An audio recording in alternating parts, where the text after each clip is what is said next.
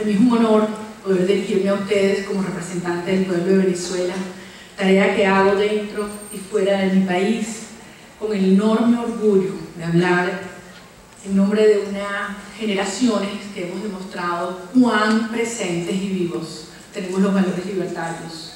Y es un honor poder compartir con estos colegas parlamentarios que demuestran que no estamos solos en esta lucha por la democracia de Venezuela y la estabilidad de América Latina.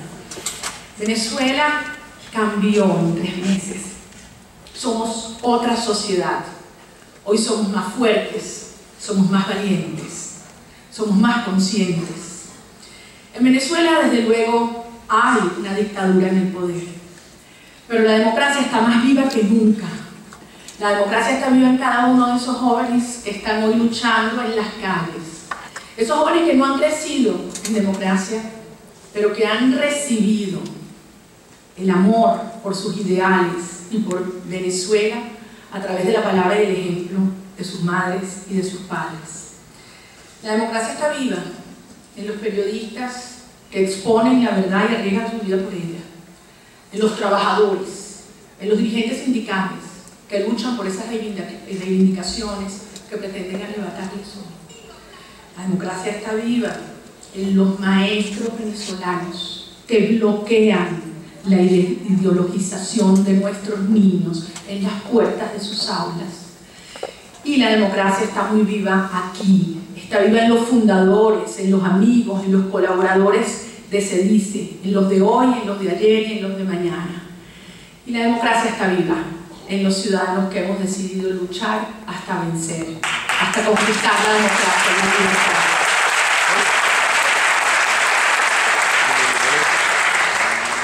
Este movimiento cívico y social que ha surgido lo ha hecho con una conciencia plena y profunda de lo que hoy enfrentamos. Va más allá de la destrucción de la democracia, es la pretensión de demoler nuestra república. Porque es importante insistir que la destrucción de nuestra economía, de las instituciones, de nuestra cohesión social, no es solo producto de la ineficiencia y la corrupción del régimen, que desde luego es en extremo, pero es producto de un plan intencional de hacer una sociedad dependiente del Estado. Si hay un control absoluto en lo económico, habrá un control en lo político, en lo moral, en lo social e incluso en lo espiritual. La soberanía nacional y la soberanía popular se encuentran en la existencia de un parlamento autónomo que representa tanto los intereses de toda la nación y que se constituye a través de la voluntad popular. El Parlamento venezolano hoy no es solo un apéndice de Miraflores, es un súbdito de La Habana, Cuba.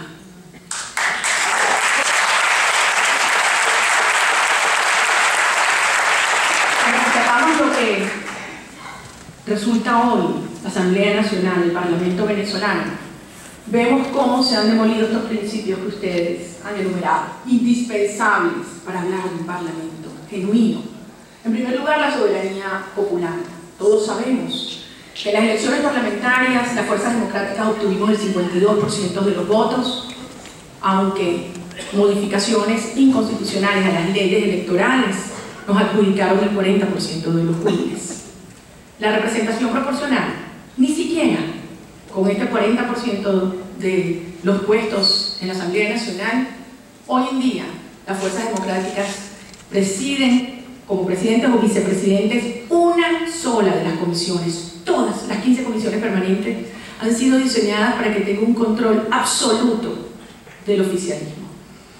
Hablaban ustedes del control político y la función contralora, Luis Alfonso. Todos sabemos que son centenares las denuncias de corrupción y manejo inapropiado del poder que hemos formulado parlamentarios de la unidad. Ni siquiera una ha sido investigada y mucho menos ha prosperado. La función legislativa ha sido destruida. Hay una ley habilitante indefinida y limitada a través de las cuales, imagínense ustedes, Han tenido lugar en los últimos meses reformas como el Código Penal, la Ley del Trabajo o la llamada Ley de Precios Justos, que destruye la iniciativa privada y la propiedad privada en nuestro país. En cuanto al pluralismo, ahí sí es verdad que no se tolera el debate. Ahí sí es verdad que no hay respeto al derecho de la palabra, se apagan los micrófonos. Pero además las agresiones a los parlamentarios llegan a su integridad física y moral, como todos hemos constatado. Y la violación extrema, desde luego, es la anulación del parlamentario.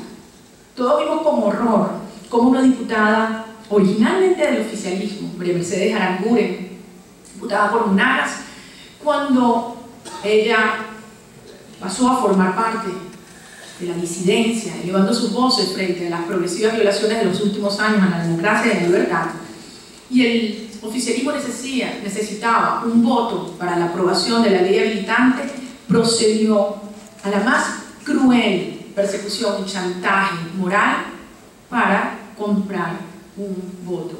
Cuando no lo logró, procedió a la expulsión de María Mercedes por la vía del allanamiento de su inmunidad parlamentaria.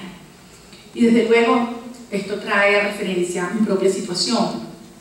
Todos saben cómo han intentado perseguirnos durante años. Y todos saben cómo la acusación de traición a la patria por haber elevado la voz de los venezolanos y la denuncia de los derechos humanos a nivel de la Organización de Estados Americanos es solo una excusa. Es una excusa para callar la verdad. Es una excusa para enterrar la memoria de nuestros jóvenes caídos, juntos con la responsabilidad directa que tiene en estos homicidios, torturas y persecuciones el señor Nicolás Maduro.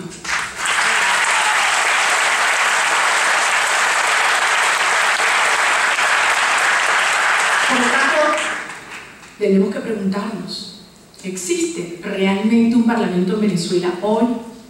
Y frente a la obvia respuesta negativa, entonces la pregunta es, ¿hay república? ¿Cuál es el estado de la república venezolana? En 200 años de historia venezolana, de historia republicana, los venezolanos jamás vivimos bajo la tutela de una nación extranjera.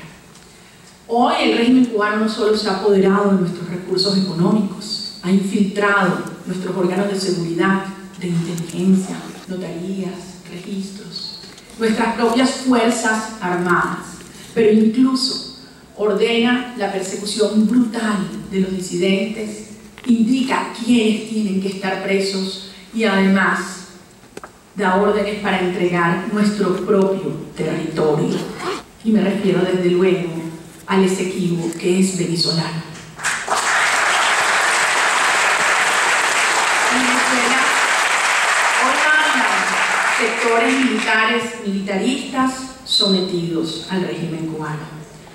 Por eso a principios de este año, un grupo diverso y amplio de ciudadanos le planteamos al país la urgencia de, en el marco de la Constitución, buscar una salida a esta crisis política sin precedentes. El objetivo, desde luego, es rescatar la democracia y defender la república. Yo quiero insistir en un planteamiento. Cuando vivimos en un sistema democrático, los ciudadanos tenemos derecho a pedir y a luchar por un cambio político. Cuando no se vive en democracia, sino bajo una dictadura, este derecho se transforma en un deber. Tenemos el deber moral y la obligación histórica de enfrentar y derrotar el régimen que hoy está en el poder en Venezuela.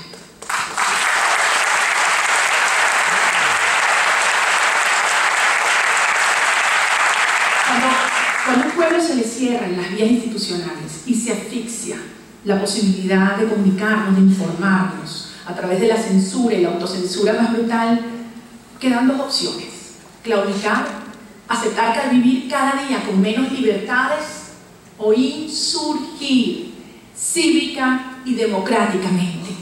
Y esa fue la decisión que adoptaron nuestros jóvenes, y ese fue el llamado que nos hicieron a nuestra conciencia y a nuestros corazones Y por eso fue la respuesta masiva, apasionada, que se despertó en instantes en nuestro país. Un movimiento cívico y social que no tiene precedentes porque ha tenido lugar en todo el país, pueblos y ciudades.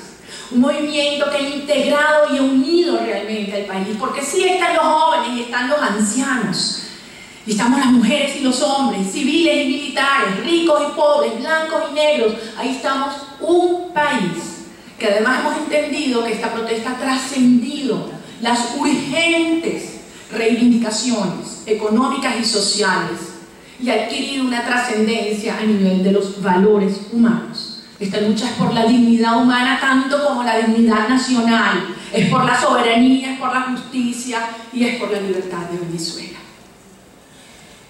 Por eso es una lucha existencial. La ruta a la libertad que planteamos tiene varias etapas. La primera etapa ya se cumplió. La primera etapa consistía en despertar a Venezuela. Y Venezuela despertó con este llamado y esta protesta cívica y pacífica en la calle. El mundo entero puso sus ojos sobre nuestro país. La brutal represión contra nuestros jóvenes llenó de indignación nuestros corazones, pero lejos de inhibirnos y debilitarnos, nos dio más fuerza para la lucha. Jamás, jamás se borrarán de nuestra conciencia, de nuestros ojos, la imagen de Génesis en los brazos de un compañero sobre una moto agonizando. Jamás, jamás olvidaremos los nombres de los torturados, los heridos, los perseguidos, los detenidos. Jamás se borrarán la imagen de Mariviña Jiménez tendida en la calle de la Isabelica, mientras una mujer de la Guardia Nacional se quita el casco y le destruye la cara. Y jamás podremos olvidar que hoy, después de más de un mes, esa Guardia Nacional sigue libre, impune, y Mariviña Jiménez ha sido acusada de 5 delitos penales. 5 delitos penales.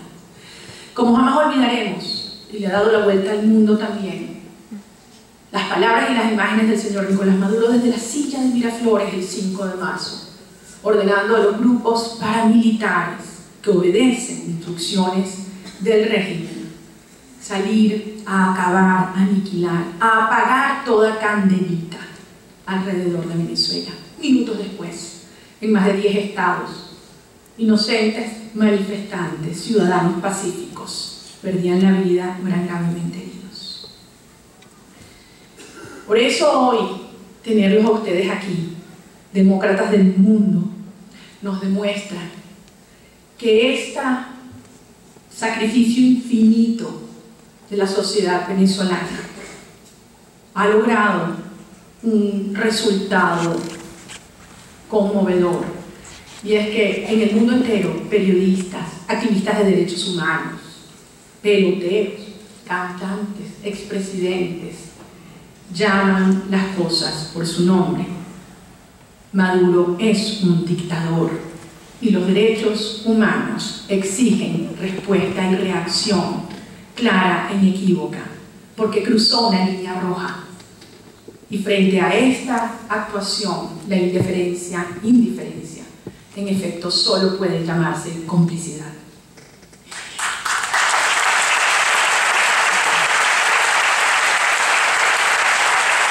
Este movimiento extraordinario, inédito, sin precedentes, ha logrado algo extraordinario. Han surgido centenares, miles de líderes de muchos sectores en toda Venezuela. Y por esto es un movimiento que es indetenible e imbatible.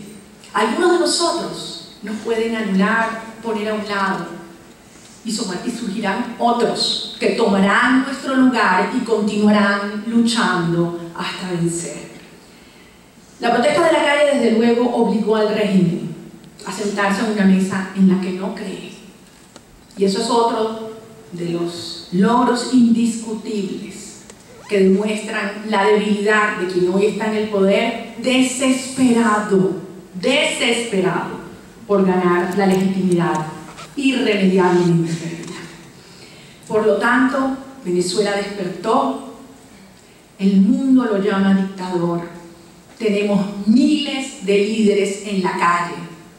Hemos logrado el éxito de esta primera etapa de la ruta hasta la libertad.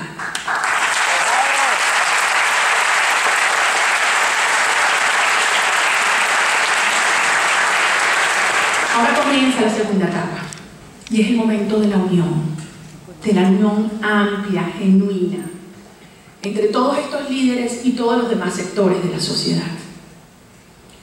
De la unión para articularnos, para continuar avanzando. Y en esta etapa tenemos tres grandes objetivos. El primero, ya mencionado, tiene que ver con la recomposición absoluta de los poderes públicos. Nos referimos, sí, a las reformas de fondo para lograr instituciones autónomas, en el Consejo Nacional Electoral, en el Tribunal Supremo de Justicia, en la Contraloría General de la República y también en la Fiscalía General, que ha demostrado una absoluta indolencia y cinismo al negar o burlarse de las víctimas que la han denunciado. Y cuando me refiero a una auténtica recomposición, desde luego me voy a referir al Consejo Nacional Electoral, porque aquí no se trata de cuotas para maquillar, para legitimar lo ilegitimable. Aquí se trata de una verdadera renovación, recomposición, de acuerdo a lo que establece, en este caso concreto, el artículo 296 de la Constitución, cuando dice que los 5 rectores deben ser personas sin vinculaciones a organizaciones políticas. No son 1, 2 o 3 rectores, son 5 venezolanos que cumplan con este mandato constitucional. Además de este objetivo, y estas palabras van dirigidas fundamentalmente a Lilian y Antonieta, que hoy están aquí con un emblema de lo que están sufriendo tanto los presos políticos como sus familias. En esta nueva etapa lucharemos hasta conquistar la libertad de Leopoldo, de Daniel, de Enzo, de Iván y de cada uno de nuestros jóvenes estudiantes que hoy están en cárceles militares y que representan la lucha de una sociedad que no se deja de doblegar. Y vamos a luchar hasta que exista justicia a los culpables de estos crímenes abominables y cese la represión política en nuestro país. Y el tercer objetivo de esta nueva fase, la recomposición de los poderes públicos, la libertad y la justicia de los presos políticos y la persecución política, es fundamental que los venezolanos en el mundo tengan claro que en Venezuela hay una alternativa política con vocación de poder y capacidad de gobernar, que le garantiza en un proceso de transición la estabilidad y la gobernabilidad para construir una auténtica democracia. Solo puede lograrse manteniendo la protesta cívica, la movilización en la calle y aumentando la presión sobre las instituciones clave para que estos cambios tengan lugar. Una vez concluida y lograda esta etapa, desde luego vendrá una tercera etapa, que es la transición democrática. Una transición democrática compleja, de enormes desafíos y que debe partir de la reconciliación nacional, en la cual tenemos que evidenciar, sobre todo aquellos que hemos sido perseguidos, que hemos sido víctimas del atropello, de la injusticia y del horror, nuestra capacidad de perdonar. En esta etapa de transición democrática, entre otras cosas, vamos a lograr la expulsión de los militares cubanos de nuestras Fuerzas Armadas, y iniciar el proceso de profesionalización y fortalecimiento de esta institución clave para el futuro. Nuestra lucha es hasta vencer, y hoy queremos decirle al mundo entero y en particular a nuestros hermanos latinoamericanos los venezolanos vamos a construir este sueño y no nos detendremos hasta tener una Venezuela unida, democrática, libre y soberana. Muchísimas gracias.